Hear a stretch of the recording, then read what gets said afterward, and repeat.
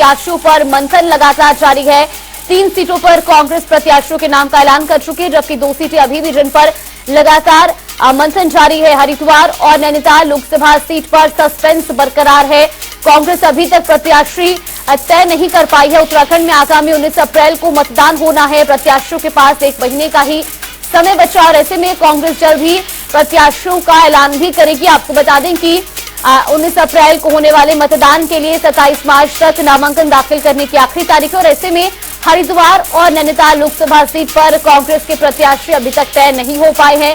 उम्मीद है कि जल्द ही कांग्रेस के प्रत्याशियों के नाम का ऐलान होगा। ये बड़ी खबर, बड़ी जानकारी। प्रत्याशियों के पास महज 1 महीने का समय अब है। इसी खबर पर ज्यादा जानकारी के साथ हमारे सहयोगी यशराज आनंद हमारे साथ जुड़ गए। यशराज, एक तरफ बीजेपी 5 प्रत्याशियों के नाम का ऐलान कर चुकी है, लेकिन कांग्रेस में अभी भी 2 सीटों पर लगातार मंथन जारी है।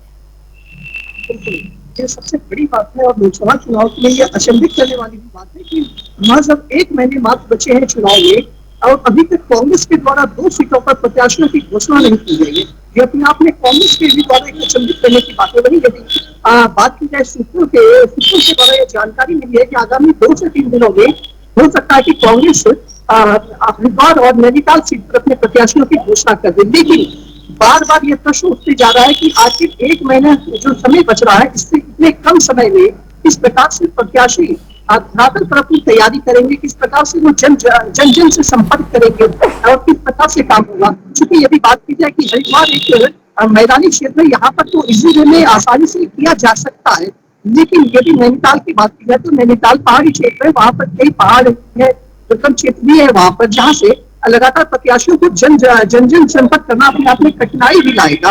और वहीं यदि बात की जाए कि प्रमुख सत्तारूढ़ दल भाजपा की, तो भाजपा ने अपने दोनों तरह से प्रत्याशी घोषित कर दिए हैं।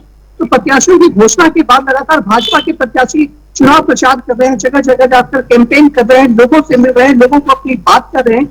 वहीं कांग्रेस के प्रत्याशियों को जब कांग्रेस की लिस्ट जारी हो जाएगी दोनों सीट से, तो कांग्रेस को समय कम मिलेगा। तो जरूर कहीं ना कहीं ये कांग्रेस के द्वारा यह सवाल, कांग्रेस के प्रवक्ता भी सवाल उठा रहे हैं, साथ ही साथ कांग्रेस के कई नेता सवाल उठा रहे हैं कि आखिर इस विवेक की वजह क्या हो सकती है। और दूसरी सबसे बड़ी बात, जो वजह की बात जो जहां तक होती है, यह प्रश्न यह भी उठता है कि लगातार कांग्रेस में इस साल जो लगातार देखा जाए, यदि रेट कांग्रेस छोड़ने की दर काफी संख्या में, कुछ विधायक हैं, प्रेजेंट में एमएलए हैं, वर्तमान एमएलए हैं, पूर्व मंत्री हैं, राज्य मंत्री हैं, जिलाध्यक्ष है, सभी लोग कांग्रेस छोड़कर के भाजपा ज्वाइन कर रहे हैं। तो वही क्या भाजपा में ज्वाइन करने के बाद क्या कांग्रेस में खलबली मची हुई है, कांग्रेस में मंथन चल रहा है, इस मंथन की वजह से ही क्या कांग्रेस डिसाइड नहीं कर पाई है। लेकिन क्या इसके पीछे वजह ये भी मानी जाए, जिस तरीके से हरिद्वार और नैनीताल सीट पर अभी तक प्रत्याशियों के नाम का ऐलान नहीं हुआ है और लगभग दोनों ही सीटों पर कई ऐसे बड़े चेहरे हैं जो अपनी दावेदारी पेश कर रहे हैं, कहीं ना कहीं ये भी एक बड़ी वजह मानी जा सकती है कि प्रत्याशियों के नाम का ऐलान अभी तक नहीं हो पाया। मैं बताना चाह रहा हूँ, सबसे बड़ी बात यह है कि हरिद्वार सीट पर कांग्रेस के तमाम वरिष्ठ नेता जो है वो हरिद्वार सीट से चुनाव लड़ने के लिए ताल ठोक रहे हैं। वहीं यदि बात करें तो हरीश रावत जो पूर्व मुख्यमंत्री थे, सूर्यवीर सिंह सजवान, हीरा सिंह बिष्ट सहित कई ऐसे दिग्गज नेता हैं जो हरिद्वार से चुनाव लड़ने के इन्हीं ताल ठोक रहे हैं। लेकिन अब बात यह होती है कि हरिद्वार से भाजपा ने पूर्व मुख्यमंत्री त्रिवेंद्र सिंह रावत को टिकट दे दिया है। तो अब यहाँ पर प्रश्न यह उठता है कि त्रिवेंद्र सिंह रावत के टक्कर के ही लोगों की तलाश की जा रही है और उनकी यही जोड़ आजमाइश की जा रही है। वहीं अभी कांटे की टक्कर अपने ही कांग्रेस में अंदर देखने को मिल रही है, क्योंकि कांग्रेस के अंदर हरीश रावत का एक और बात कहना है कि उनके बेटे आनंद रावत को भी टिकट देने की बात की जाए।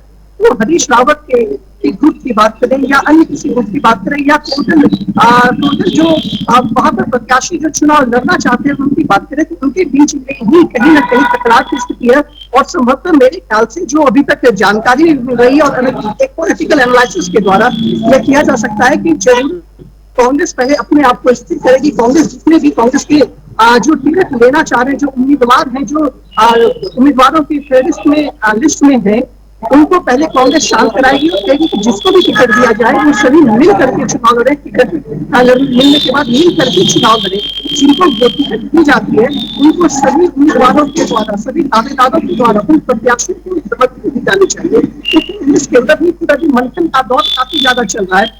वहीं इससे पहले कुछ दिन पहले बात हो रही थी राहुल गांधी के यात्रा के बाद जो मुंबई में समाप्त हो गई, यात्रा के बाद कांग्रेस टिकट घोषणा कर सकती है, लेकिन राहुल गांधी की यात्रा तो समाप्त हुई 2 से 3 दिन हो गए, लेकिन अभी तक कांग्रेस से कहीं से भी प्रत्याशियों की घोषणा हरिद्वार और नैनीताल सीट पर नहीं कर पा रही है। तो इसमें कई वजह भी है, 2-3 वजह, कोई एक प्रमुख कारण नहीं है। हाँ, ये तो जरूर बहुत बड़ी कारण यह भी है कि प्रत्याशियों की ही बीच में वहां पर आपस में नहीं बन रही है। प्रत्याशियों के बीच में वहां पर काफी ज्यादा देखने को मिल रहा है कि सही प्रत्याशी अपने आप को सर्वोपरि साबित कर रहे हैं। बिल्कुल। वही सब इसकी सबसे बड़ी बात यह हो रही है कि लगातार भाजपा में ज्वाइन करने वाले लोगों की संख्या बढ़ते जा रही है। कल ही देखा जाए कि सिटिंग एमएलए बद्रीनाथ से राजेंद्र भंडारी भी तो दिल्ली में भाजपा में शामिल हो गए। तो कहीं ना कहीं इसका भी असर जरूर देखने को मिल रहा है कांग्रेस के नेतृत्व पर, कांग्रेस के शीर्ष नेतृत्व पर। और बिल्कुल यशराज, और ऐसे में अब जल्द से जल्द प्रत्याशियों के नाम का ऐलान और इंतजार भी जनता को कि आखिर इस बार कांग्रेस किसे मैदान में उतारती है हरिद्वार और नैनीताल से। फिलहाल आपका बहुत बहुत धन्यवाद हमारे साथ जुड़ने के लिए और तमाम जानकारी हम तक पहुंचाने के लिए। बड़ी खबर आपको बता रहे, जहां चुनावी तैयारी में एक तरफ बीजेपी जुटी हुई है तो दूसरी ओर कांग्रेस ने अभी तक 2 सीटों पर प्रत्याशियों के नाम का ऐलान नहीं किया है।